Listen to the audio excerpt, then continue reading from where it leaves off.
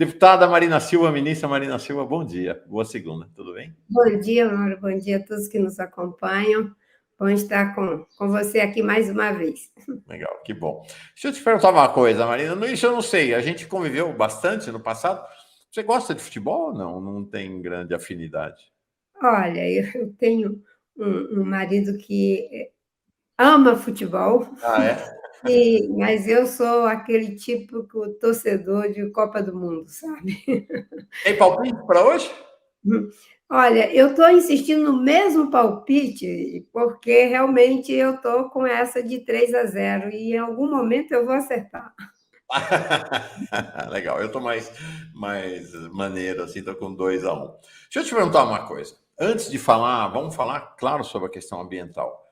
Mas eu queria te fazer uma pergunta, pensando como política, né? Como alguém que foi, quem sabe, talvez venha a ser mais adiante novamente candidata à presidência, ou seja, pensou a política no seu aspecto mais geral, mais global, a política brasileira e mesmo internacional.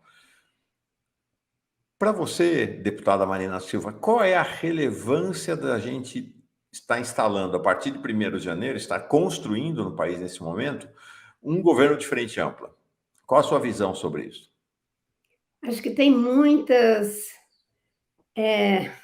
questões envolvidas, muitos significados e significações em um governo de frente ampla, claramente de frente ampla, depois da reconquista da democracia, depois de um longo período de revezamento entre PT e PSDB no governo, e isso é para além daquilo que a gente pode imaginar de que essa frente ampla se constituiu numa emergência, que na verdade foi, mas tem componentes para além disso. Nós temos aqui o que eu consigo perceber, Mauro, é uma espécie de segunda chance.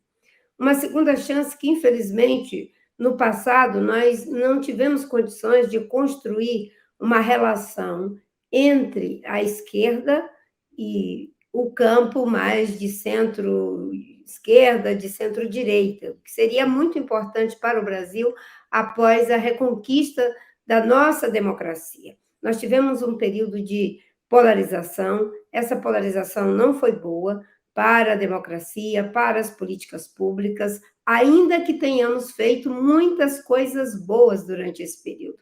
A estabilidade econômica, a estabilidade que foi conseguida nos governos do PSDB e que permaneceu, sobretudo, nos governos do presidente Lula, as conquistas sociais do governo do presidente Lula, mas acho que a gente teria avançado mais se tivesse estabelecido um diálogo mais profícuo entre PT e PSDB. Mas como o Fernando Henrique mesmo dizia, né, que os dois ficavam disputando entre si para ver quem liderava o atraso. É claro que não foi só atraso, eu já falei, né, das políticas sociais do PT, que foram políticas estruturantes, os ganhos que se teve em várias agendas de direitos humanos, de meio ambiente e outras que poderíamos citar, inclusive da continuidade das políticas econômicas, aprofundando essas políticas econômicas. Mas chegamos a uma situação limítrofe, que é essa quase que derrota da democracia, com um estrago terrível das instituições públicas e das políticas públicas. Agora é uma segunda chance.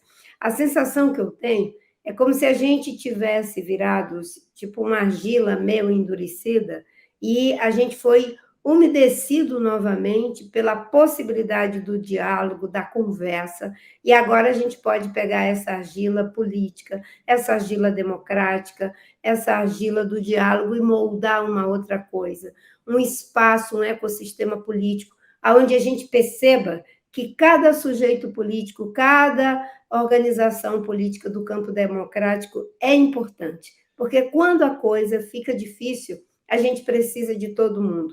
E se a gente descobriu isso agora, vamos entender o seguinte: é importante que o PSDB tenha vindo apoiar o Lula. Não digo, enfim, com seus quadros mais recentes, mas o PSDB clássico, né? O Zé Aníbal, histórico, o Zé Aníbal, o próprio Fernando Henrique, o Serra, enfim, o Tasso Gereissati, não é?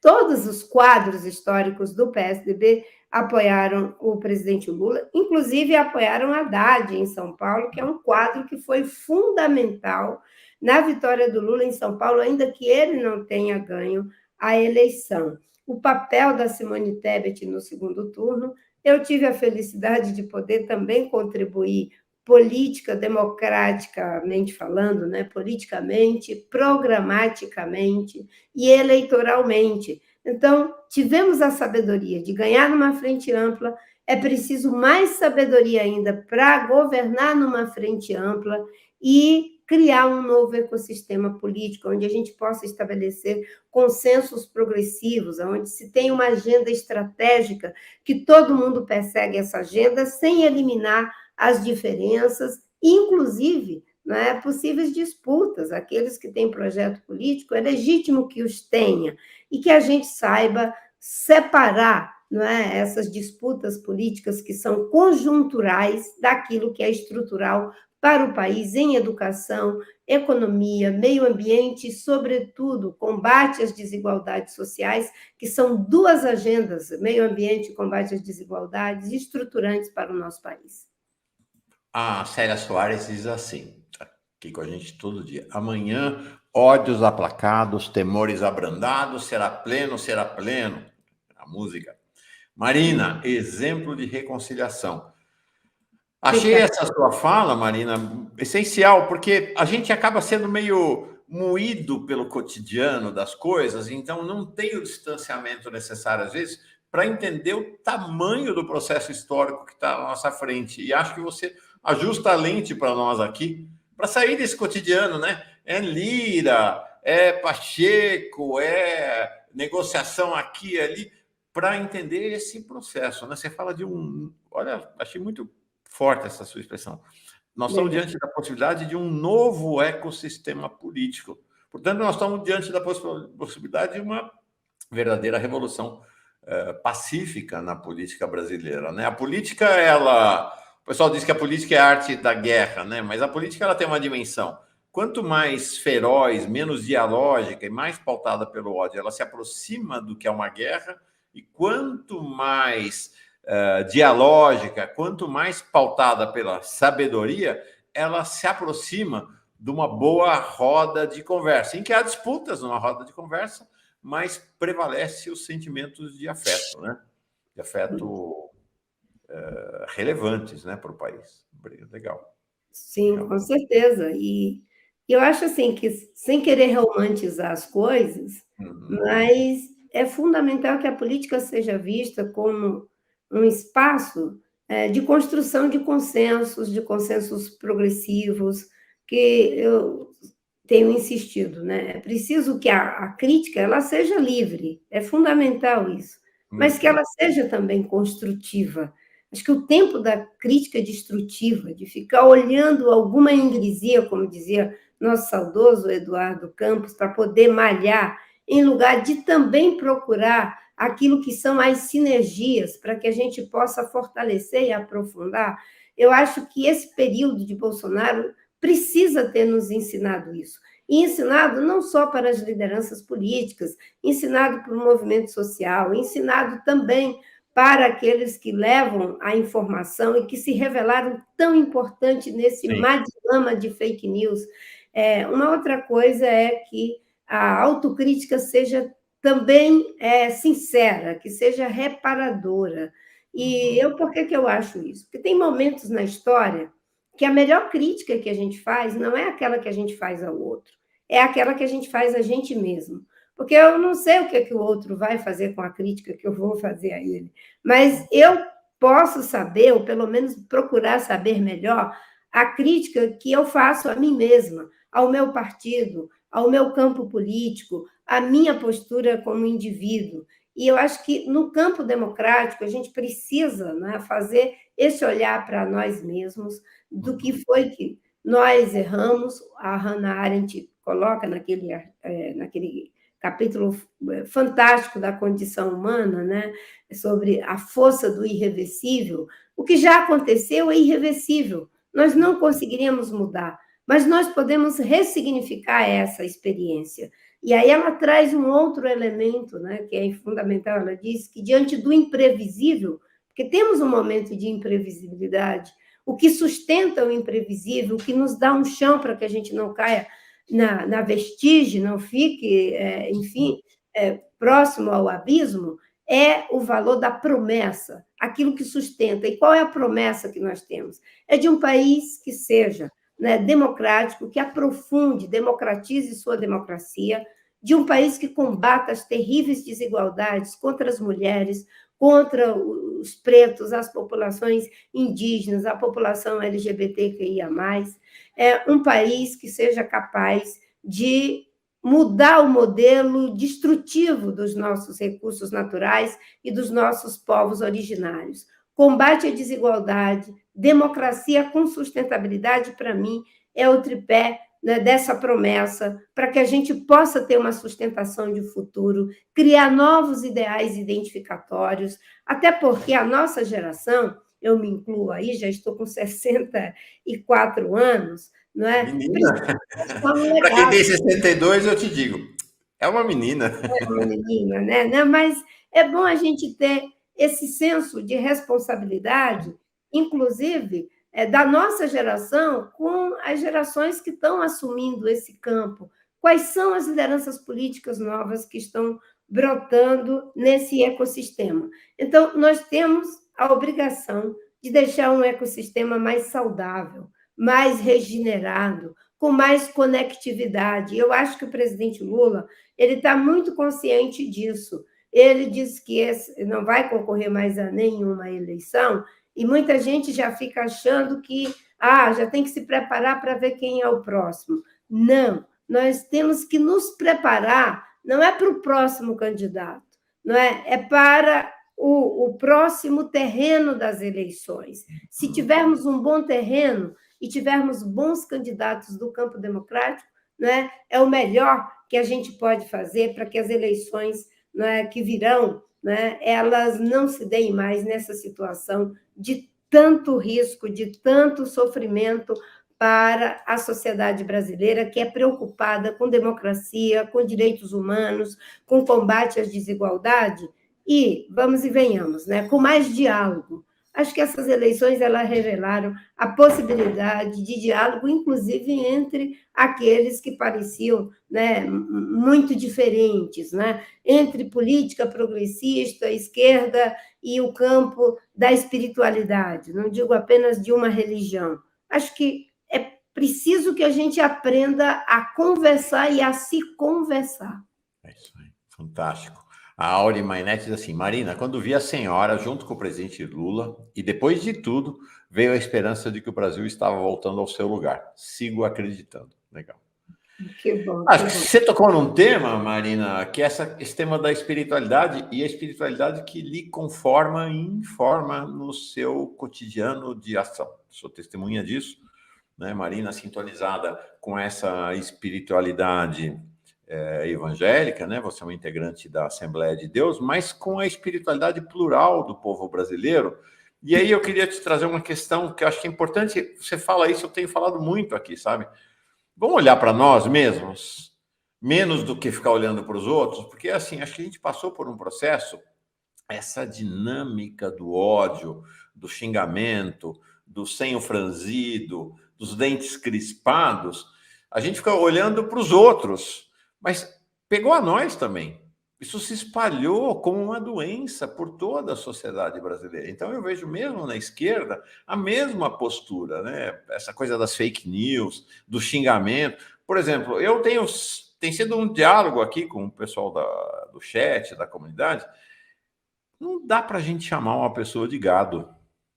Essa coisa que ficou de chamar quem votou no Bolsonaro de gado mostra o seguinte: eu estou menosprezando a humanidade, eu estou diminuindo a humanidade do outro, da outra. Metade do Brasil votou no Bolsonaro. Isso é importante. O que nós vamos fazer? Nós vamos tanger, nós vamos ferrar, nós vamos jogar no mar metade do Brasil, né? Então, acho que tem uma reconfiguração. Acho que você, de certa maneira, tocou nisso, que a esquerda precisa olhar para si própria e também reconfigurar-se numa nova dinâmica, né? E eu acho que o Lula, ele naquele discurso da vitória, ele sinalizou muito fortemente isso, quando ele disse o seguinte: a partir de agora eu sou o presidente da República de todos os brasileiros. Depois ele repetiu isso lá na Paulista: eu vou governar para todas as pessoas, políticas públicas para todas as pessoas. É completamente diferente do discurso do Bolsonaro, porque você tem que fazer uma diferença entre aqueles que arquitetam, que estimulam, que instigam o ódio e as fake news, e aqueles que, estando numa posição de liderança, tentam fazer uma descontinuidade desse processo violento, letal, no espaço da política. O Bolsonaro, quando ele ganhou em 2019, né, e 2018 ali, ele disse: a minoria que se submeta à vontade da maioria, e quem não estiver satisfeito que vá embora. O Lula disse exatamente o contrário. É uma liderança dando um sinal oposto naquilo que é, às vezes, a tendência de continuar o acirramento, em vez da gente, não é, continuar com essas práticas de incitar o ódio. Vamos procurar ter uma descontinuidade afetiva. E por que eu digo descontinuidade afetiva? Eu tenho um termo que eu uso muito, que eu empresto de um psicanalista argentino, Jorge Gonçalves da Cruz, que ele trabalha muito o conceito, que eu acho que vem do Winnicott, que é de descontinuidade produtiva, porque existem as rupturas abruptas, que a maioria delas são destrutivas, e ele fala de uma descontinuidade produtiva. E eu, agora, emprestando aqui as palavras do Jorge, eu estou usando o termo descontinuidade no campo afetivo daquilo que nos afasta, não é, dos afetos negativos, para aquilo que nos encontra. 58 milhões de brasileiros, como você mesmo disse, não pode ser tratado, em hipótese alguma, como gado. E 58 milhões de brasileiros não são todos bolsonaristas, negacionistas, contumazes.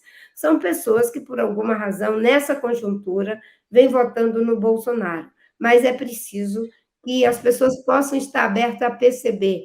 Né? Tem um outro meio de realizar e atender as minhas demandas de saúde, de educação, de moradia, de transporte, que é melhor? Então, é por esse caminho que eu quero ir, porque, afinal de contas, nós ficamos 4 anos de um governo que não trabalhou.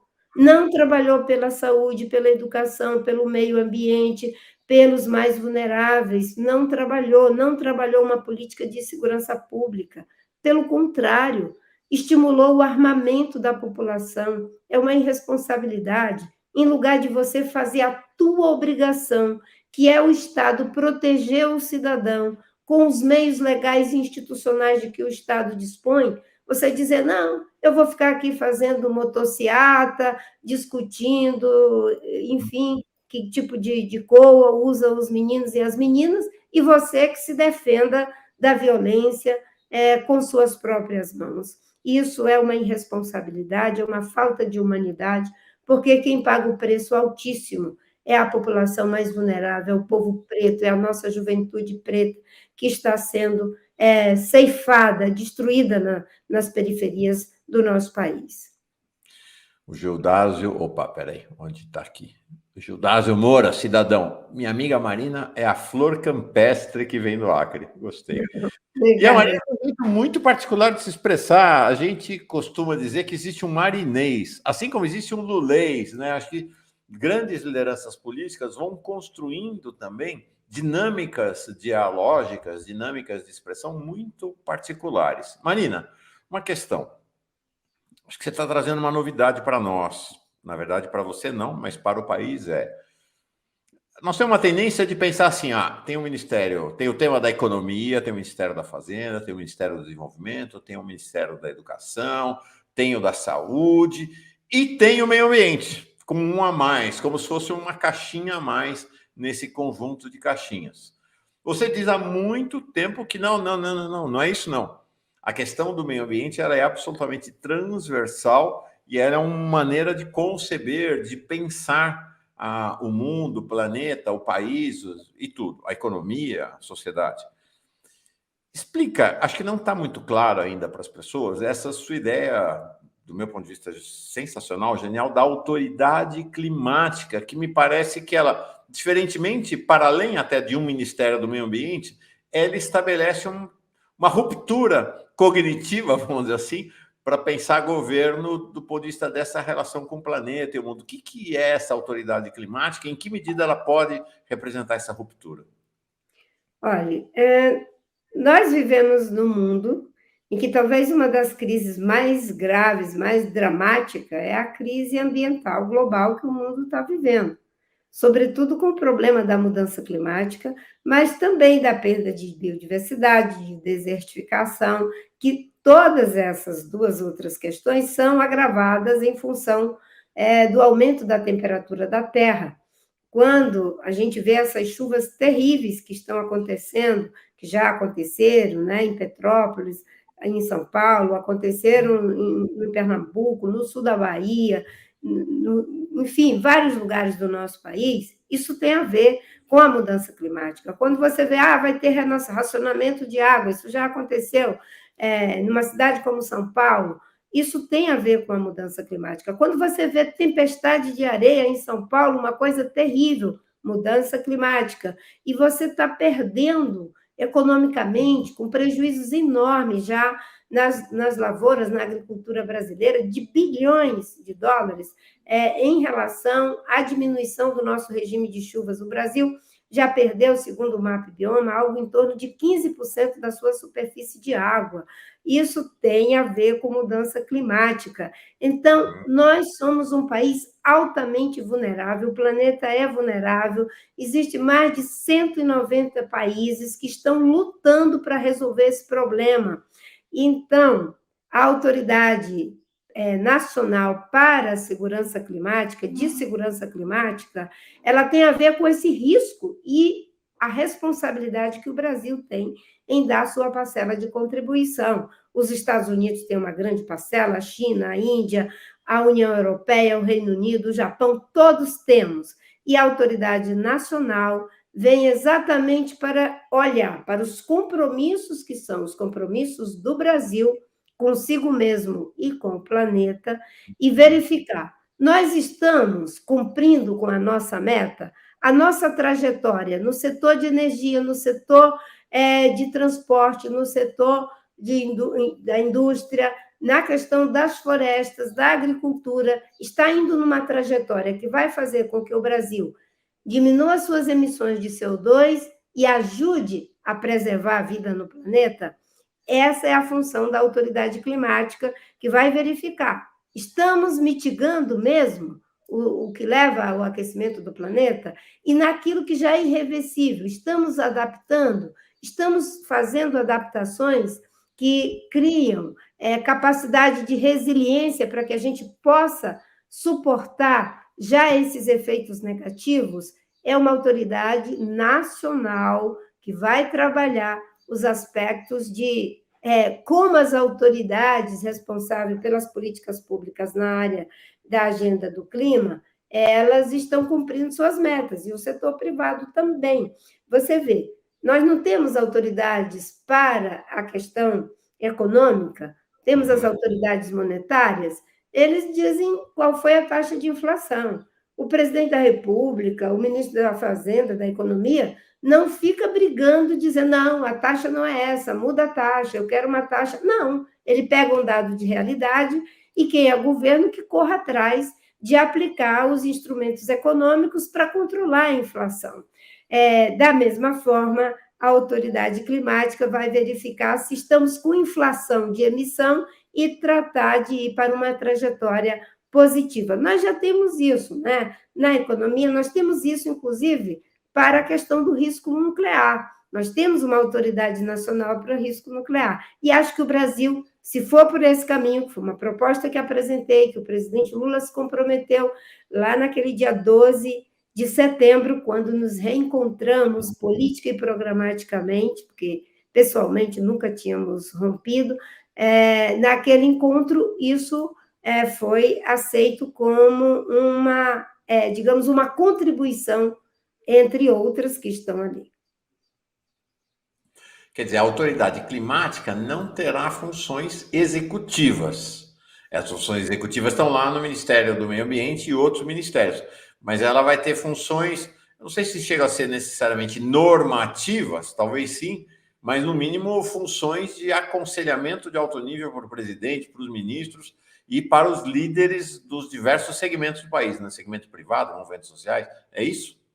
Ela tem um aspecto, digamos assim, de diagnóstico, isso com certeza, tem um Tá. aspecto, inclusive, de ciência, porque envolve também apresentar processos de modelagem, né? Se você olha na trajetória que nós estamos indo, você cria modelos para poder exemplificar o que pode acontecer daqui a 5 anos, daqui a 10 anos, né? Ou o que não pode acontecer. Nós temos uma meta, por exemplo, de chegar a desmatamento zero em 2030. 2030 está bem aqui, não é mais nem bem ali, é bem aqui. Essa autoridade ela vai ficar o tempo todo alertando os gestores públicos de que a meta precisa ser alcançada. Você pode ter certeza, essa autoridade ela vai colocar, em primeiro lugar, o grave problema das emissões por desmatamento. O próprio Ministério do Meio Ambiente vai ficar, digamos assim, sendo olhado, né, com muito afinco, porque 75% das nossas emissões vem de uso da terra, agricultura e desmatamento. Então, é uma autoridade que tem um aspecto de diagnóstico, de fazer prospecção de cenários, é uma autoridade que tem aspectos, inclusive, né, de orientação de políticas públicas. Né? Nós temos ali os espaços de formulação de política, o presidente Lula mesmo disse que a política vai ser transversal, como você disse, Mauro, corretamente, ela estará no Ministério da Agricultura, de Transporte, de Cidades, de Energia, no Ministério da Fazenda, no Ministério de Ciência e Tecnologia, que tem um papel fundamental, né, a ciência, para que a gente possa, inclusive, botar de pé um novo modelo econômico, a questão da bioeconomia, né, vai ter um papel fundamental na ideia de uma infraestrutura para o desenvolvimento sustentável, da nossa capacidade de nos adaptar aos efeitos já existentes. Estamos caminhando para o final da entrevista, eu tenho ainda duas questões, e aí vou te deixar, claro, com liberdade de fazer as manifestações que você considerar relevantes para nós. A primeira a gente fala, virou um lugar comum, deputada Marina Silva, dizer que o governo Bolsonaro foi um desastre, de que destruiu o país, e aí a gente sempre olha para a pandemia, para a economia e tudo, mas isso é uma frase geral. Outra coisa é examinar de fato o que aconteceu.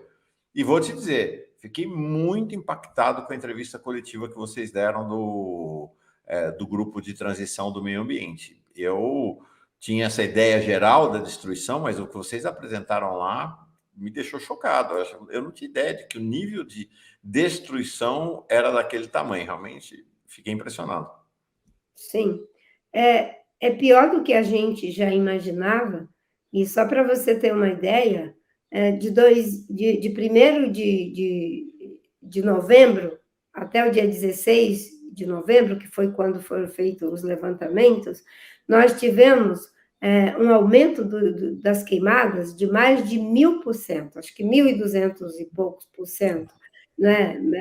Um dado que demonstra que os criminosos eles estão aproveitando o período da completa ausência de políticas públicas no governo Bolsonaro, na área de meio ambiente. E só não é pior pela ação corajosa das instituições públicas, como o IBAMA, ICMBio, o INPE, que faz os diagnósticos. A gente estava, digamos assim, vivendo um período em que os órgãos de gestão, os órgãos de fiscalização e de monitoramento, todos iam sendo pressionados, esvaziados de recursos financeiros, né, de recursos humanos e ainda com uma forte pressão política. Uma outra coisa muito difícil que aconteceu dentro do Ministério foi termos abandonado uma trajetória virtuosa que era da criação das unidades de conservação, demarcação de terras indígenas. Esse governo não criou uma unidade de conservação, esse governo não demarcou uma terra indígena sequer, pelo contrário, estimulou a invasão, sinalizou com projetos de lei que iriam deixar, não é, as leis em acordo com o crime, para que tenha garimpo em terra indígena, para que tenha grilagem em terra indígena. Nós estamos vivendo uma catástrofe com os indígenas, de um modo geral, os indígenas e Yanomamis. De cada 10 crianças, 4 está contaminada com mercúrio. Isso é uma catástrofe, porque é o mal de Minamata, são doenças terríveis do ponto de vista neurológico, que afeta o sistema nervoso central, a visão, a audição, a capacidade cognitiva.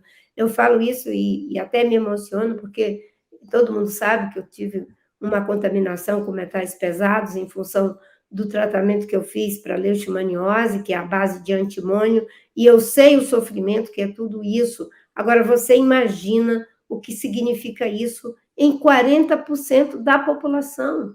É uma catástrofe. Então, por isso que o presidente Lula diz que vai fazer a desintrusão das terras indígenas, dos garimpeiros criminosos, dos grileiros criminosos, e, obviamente, que podemos buscar alternativas que sejam corretas para essas pessoas trabalharem e sustentarem suas famílias.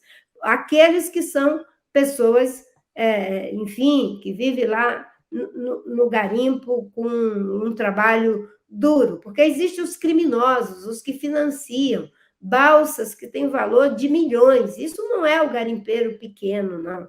Isso são grandes empresas criminosas que não pagam imposto, que tiram ouro para fora e deixam um rastro de destruição social, ambiental e de saúde pública.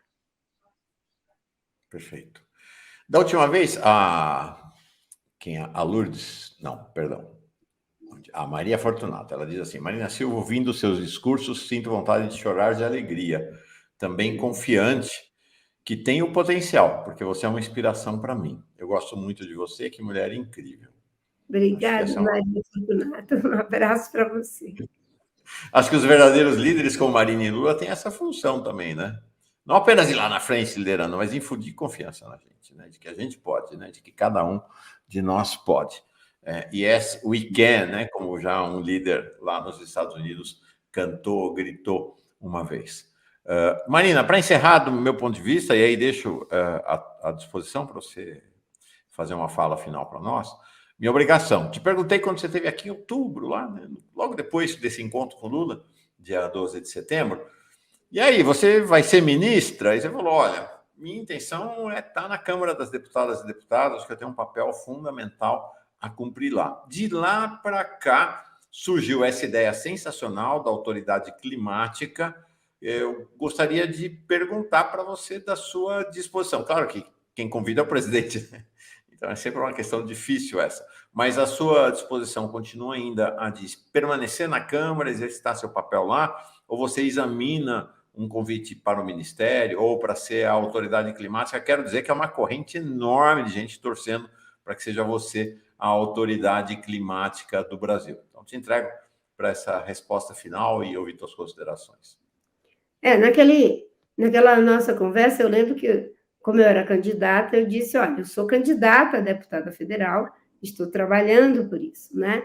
Mas já dizia naquele momento que, se houvesse a oportunidade de um diálogo programático com o presidente Lula, que eu estava inteiramente aberta. Foi isso que aconteceu depois de uma longa conversa pessoal, que foi muito boa, que gerou uma conversa pública, onde apresentei uma proposta robusta para a política ambiental brasileira, que se somou às formulações que já vinham sendo feitas pela campanha do presidente Lula, a Fundação Perseu Abramo, lá com o Mercadante, e hoje o que constitui a política, as diretrizes da política ambiental do governo Lula é o documento que apresentei, de que a política será uma política transversal, que iremos fortalecer o Sistema Nacional de Meio Ambiente, que haverá investimento em desenvolvimento sustentável, controle e participação social, porque a política ambiental tem que ser feita com participação da sociedade e de forma transparente.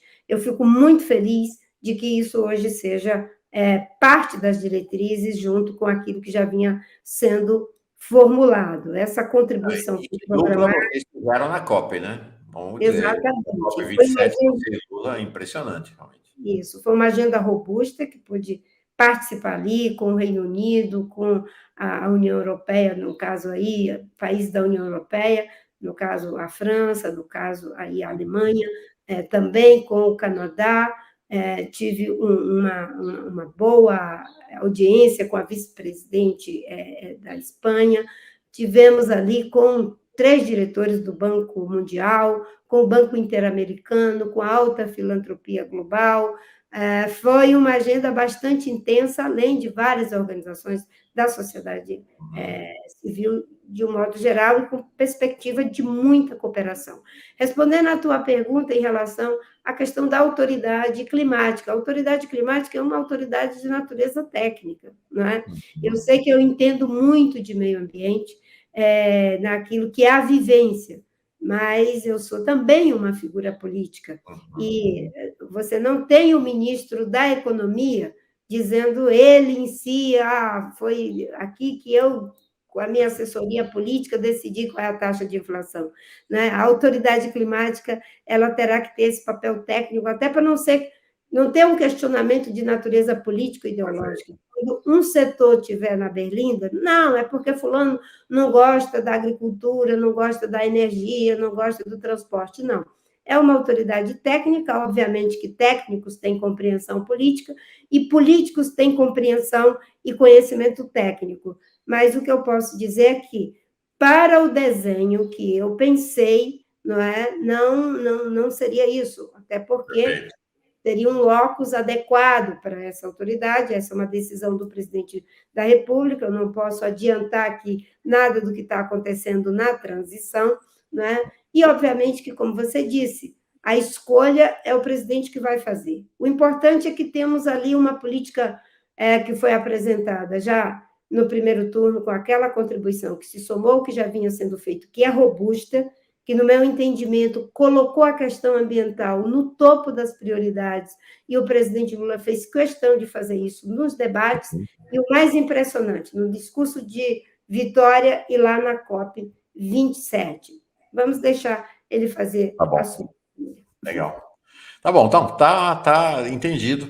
Né? Nós vamos ter um nome de altíssimo relevo para a autoridade climática, mas que seja uma pessoa essencialmente técnica e respeitada do ponto de vista técnico, científico no Brasil e no exterior. E nós temos nomes para isso, né, Marina? Realmente não é só um ou dois, não. Tem vários nomes no Brasil para isso. Obrigado. Gostei demais.